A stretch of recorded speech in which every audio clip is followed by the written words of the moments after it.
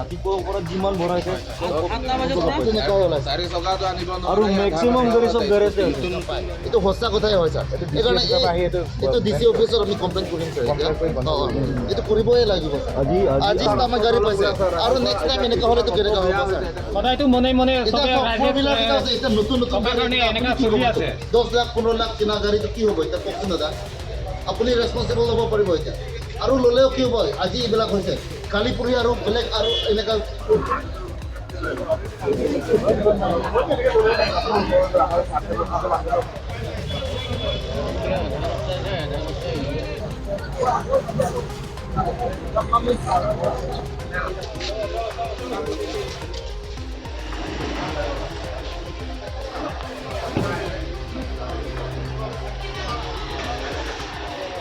ইয়াত ঘটনাটো ঘটি থাকে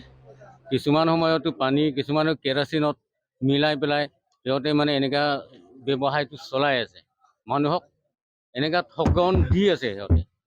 ৰাতিপুৱা 8টা বজাত 8:30 বজাত তেল ভৰাইছে আহিছে ইয়াতে 200 টকা তেল ভৰাইছে ভৰাই পেলাই আধা কিলোমিটাৰ বি যোৱা নাই 10 মিটাৰ বি যোৱা নাই এইটো পুৰা মানে অফ হৈ গ'ল তাৰপিছত নাই আৰু হৈ গ'ল আৰু নাই আৰু যা গ্ৰেজতে আছে গাড়ীত এইটো পেট্ৰল পাম্পতে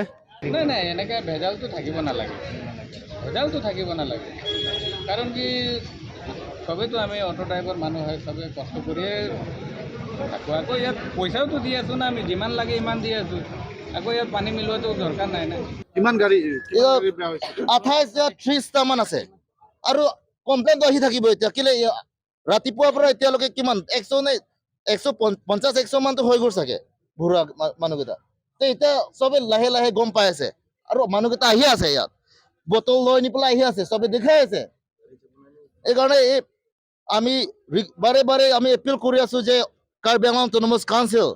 আমাৰ কাউন্সিল অথৰিটি তাৰপাছত আমাৰ ডিচি আমি ৰিকুৱেষ্ট কৰিছে এপিল কৰিছে যে আজিৰ পৰা